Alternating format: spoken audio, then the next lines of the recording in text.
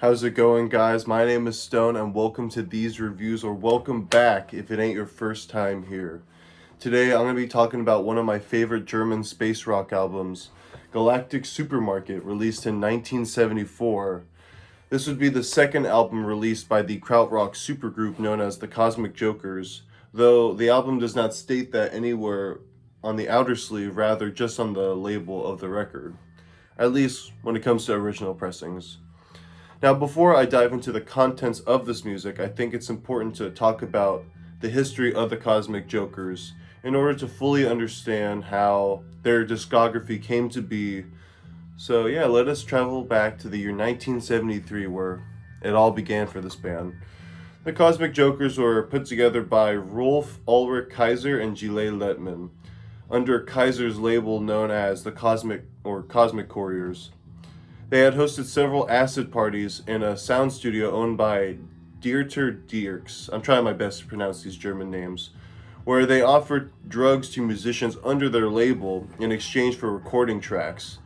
Many of these musicians would eventually be recognized as pioneers in the krautrock genre, such as Manuel Gulching and Klaus Schultz of Ashra Temple, as well as Jürgen Dolassa and Harold Kroskopf of Wallenstein, and Dierks, the sound studio dude who owned it slash engineer, also contributed to these jams.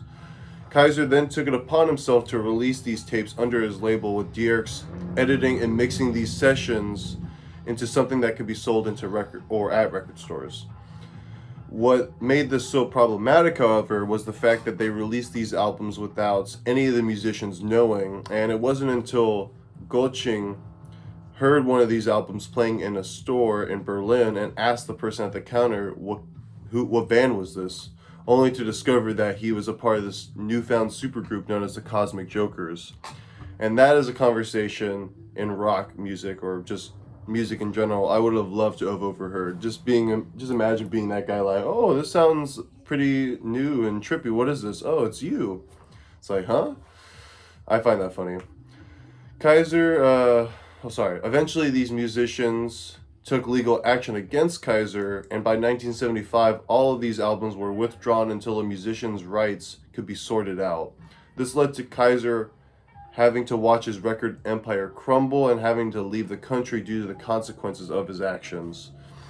Now, I'm gonna do my best to describe just how cosmic this music is before giving my opinion on each track.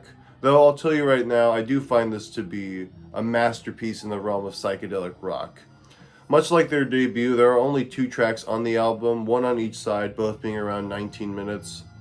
With this time, the Jokers create some of the most mind-expanding, brain-tripping amalgamation of music to have ever come out of the krautrock scene, at least from what I've heard so far. The progressions of both tracks seem directionless upon first listen, but I find that it works in the album's favor since it creates endless possibilities for the music to go wherever it wants to go without having to follow a traditional sense of progression. I also admire its ability to seamlessly sew these jam sessions together through the use of splicing, phasing, and nearly an endless amount of keyboard effects and spacey electronics. This album very much feels like a roller coaster that never lets you come down from its peak, with the production playing as big of a role as the instruments do. To put it more simply, it's music made by musicians on drugs for music listeners on drugs. Though some have argued that this music is a bit gimmicky and overly psychedelic, I find this and their debut album to be unbelievably mind-blowing. Probably me liking this one more than their debut. Breaking off from the materialistic world and being a protest against reality, to quote some music reviewer online who kind of described this. And before I go into track listing, I will say even Schultz of Ashra Temple found this music to be vile, according to the internet, which is, there's not a lot of information about this band, but I've tried to summarize as much as I can for this review. I think I'm the only guy talking about this band on YouTube right now, so hey, I feel special. Now, in order to make the review easier on myself, I decided to separate each track into three distinct parts in the way that they're separated on their official YouTube account in order to better elaborate the movements that go on through both of these epics. Because when I originally wanted to do this review, it was tough to kind of like describe the music, only because it's just obviously very trippy, but I don't want to just say trippy over and over. Maybe I'll say it a few times, but and plus the music, like I said, it seems so like endless and no progression. Not like Adam Hart Mother or like Supper's Ready, where there's clear progressions. There's clearly songs within songs. As for this, it's just like all over the place. So, like I said, thanks to the official YouTube account of the Cosmic Jokers, made it a little easier to separate. So it's kind of like three distinct parts for each track.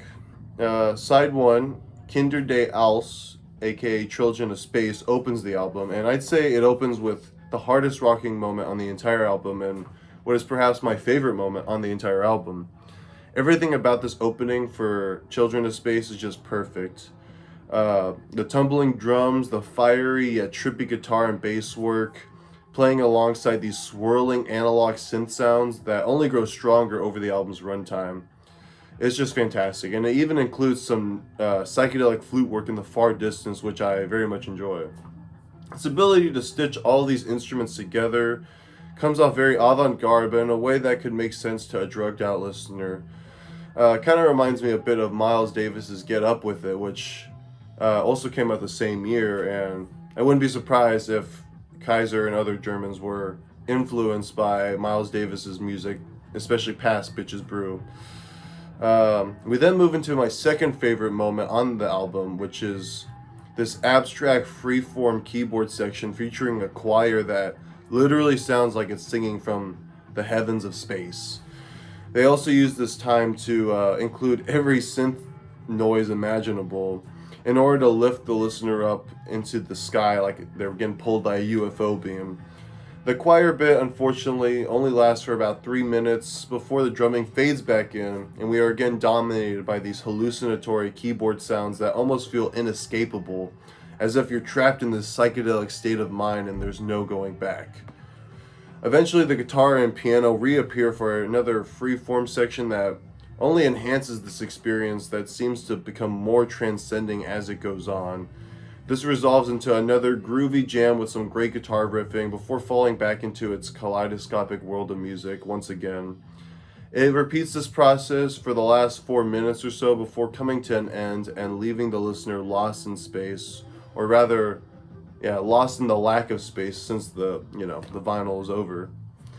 And honestly, hearing this music, it's just like I said, super far out there. It's almost scary just how far out and overly psychedelic it is. Like, I do feel like, I'll mention this more talking about side 2, but I feel like if you put this music up against someone who maybe couldn't handle or is not familiar with music like this, and they're like heavily drugged out, they're gonna freak out.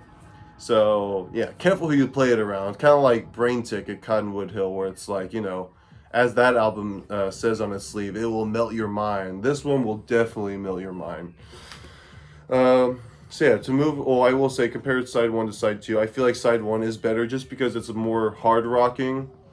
Though I do like the title track on side 2, how laid back it is, which I'll go more into. I feel like side 1 just, has more rock influence on it. So, me being a rock head, and my name being Stone, it's like I have to go for that. So to move on to side 2 though, much like their debut, side 2 is much more laid back compared to the first side, though the difference isn't as polarizing compared to Cosmic Joy and Galactic Joke, the tracks on their first album. The title track is much more ethereal and relies more on a loose atmosphere provided through its dense synth sounds, acting as a gorgeous way to pull the listener into its celestial soundscapes once again. You see me, I'm trying to use clever wordplay, or decent wordplay. Though it slowly picks up with some melodic drum toms and rhythmic guitar work, it's still being accompanied by its thick electronic sounds that I'd say is definitely hazier as an opener compared to Kinder de Als.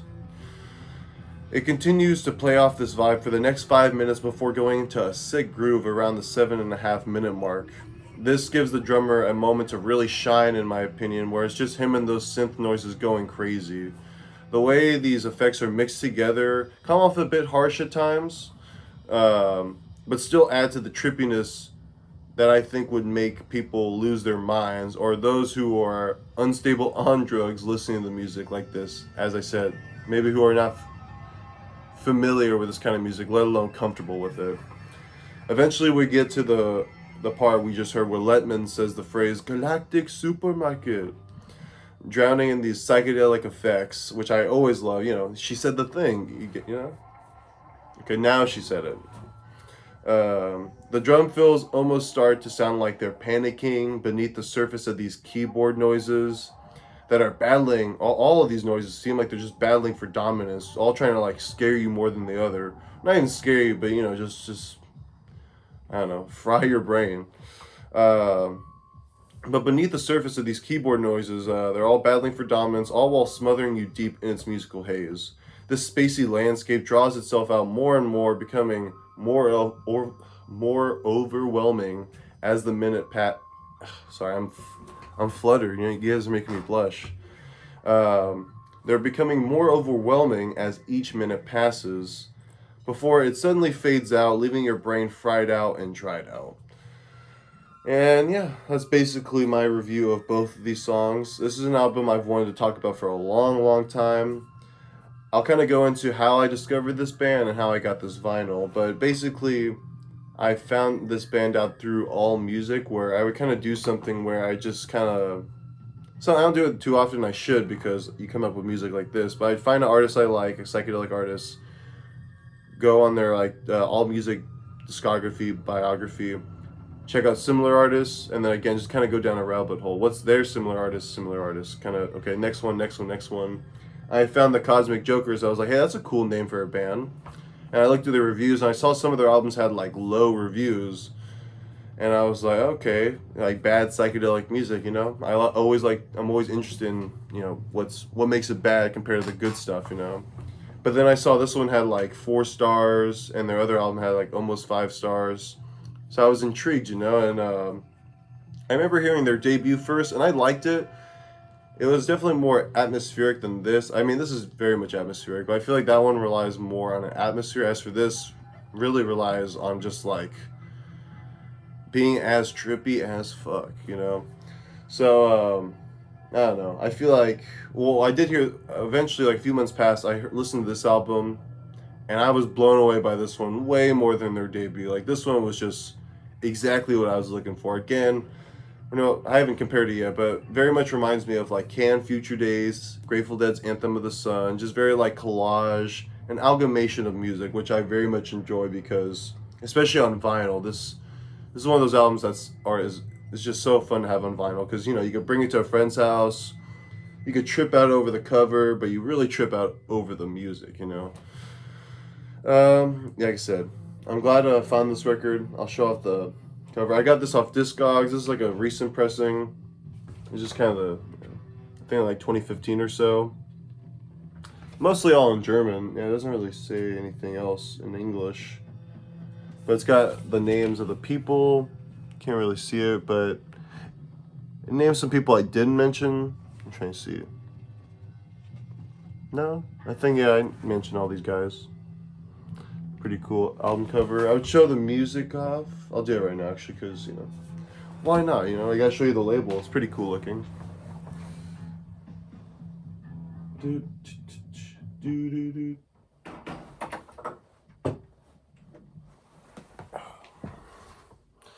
Yeah. See, I think on the original albums, like I said, they didn't state the band's name anywhere except on the label. So, yeah. Same on the other side. Comes with this nice little sleeve. And I'd say if you're interested in buying a newer pressing of this album, I recommend it. I remember doing a Google Translate on the back cover, and it does say that these were using the original master tapes. So, you know, I'm no audiophile, but that sounds good to my ears. And yeah, I'm so glad I finally got around to talking about this album. If you guys know this album or you don't know it, tell me all about it, or don't tell me anything about it. I'd love to start conversation about this because, you know, I yet to see any information about it. You know, I always crave for that next review about this record. So Let me know what your thoughts are. And be on the lookout. I have another 2-song album coming up. It's very much more jazzy, but if I could do a 2-song album review like this, I could do any 2-song album review. Maybe even a 1-song album review. Maybe not Dope Smoker, but I'll find something. Maybe like Black Unity by Pharoah Sanders. We'll see. But I'm just rambling on here. Thank you for watching. I'll see you guys in the next video. Ta-ta. Bye.